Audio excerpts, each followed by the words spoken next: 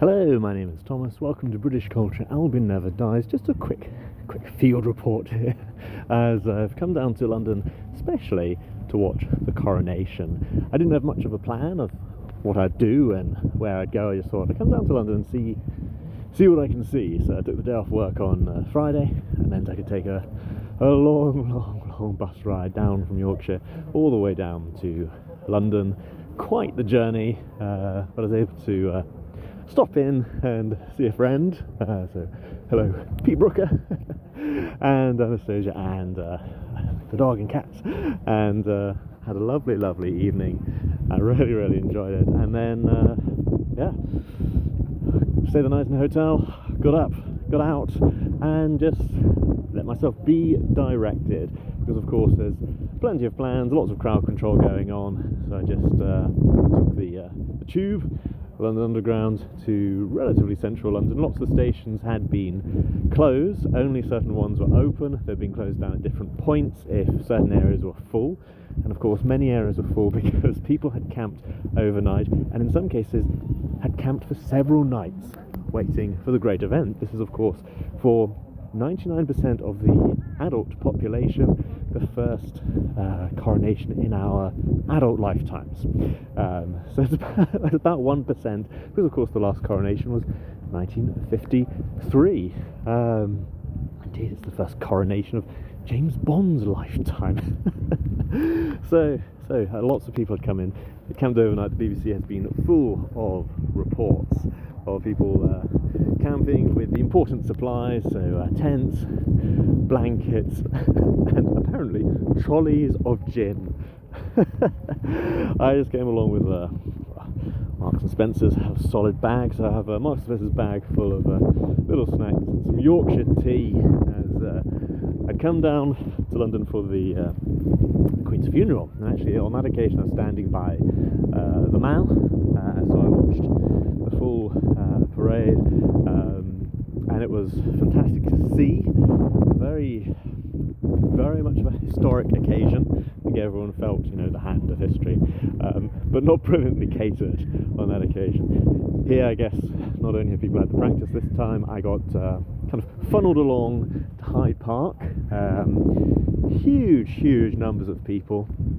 I was genuinely impressed. The media, as far as I'd seen kind of leading up to it, had been full of dissenters and how to avoid the coronation, like how to avoid news of it, expectations of protests and all that kind of thing. And I know plenty of people who had been whinging, I think there's no other word for it, but in a very British way. Been whinging when it was coming, but thoroughly looking forward to enjoying it anyway. No, I was really unsure how it was going to be, and again, the weather has not been the greatest. It's raining on me right now, as I record, but it's been raining on me pretty well all morning. It's been packed. Huge numbers of people. Most of us just in, Packer Max. That's what I'm wearing. A little Macintosh jacket that folds up into a bag, a little packet thing, and that's just kept all my layers underneath perfectly dry. Lots of people did that. Many people did, of course, bring umbrellas as we were all watching events on a big screen. There were plenty of shouts of "Take down that umbrella! I can't see a thing." So not universally popular, and eventually they did all come down, and we all watched on the huge screens in Hyde Park the coronation, and a bit of a festival vibe, funnily enough, in the park. Plenty of refreshment stands, plenty of loos, always good at a big festival. Bit of a muddy field. I've got my old naval boots on. Did be fantastic, lasted for years. And it was wonderful to watch the event with a crowd of appreciative people, and from all over the world, quite genuinely.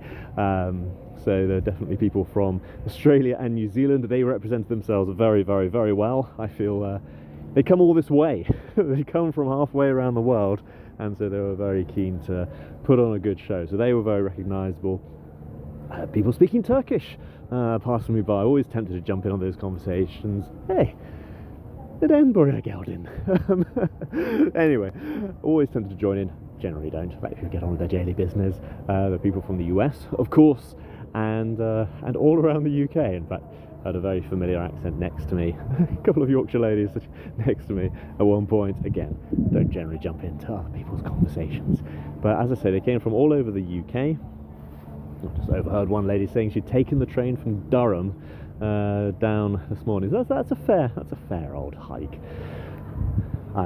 So I feel I made the better decision to stay overnight, have a very, very solid breakfast, and then head out with a full stomach.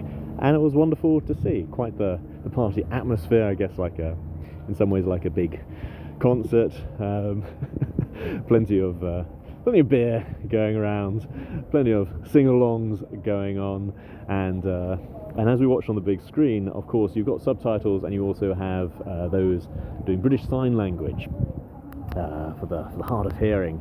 And when they did the hallelujahs, the British Sign Language for hallelujah appears to be, hesitate to put it this way, I'm not sure how else I can put it, it appears to be jazz hands. So all the children cottoned onto this very, very quickly. So every time there's a hallelujah, all the kids were doing jazz hands.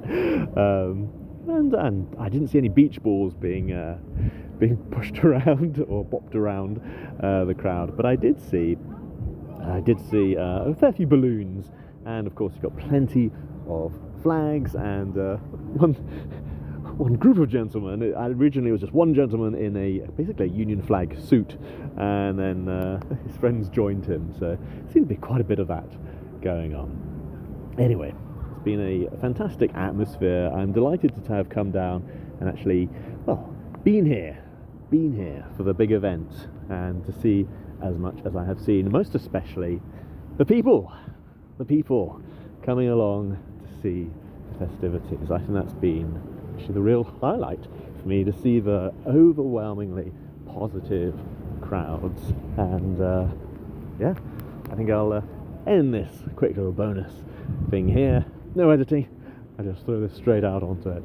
And thank you very much for listening.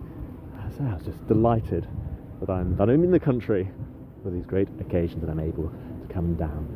Might put out something a bit longer later, but in the meantime, thank you for listening. Goodbye.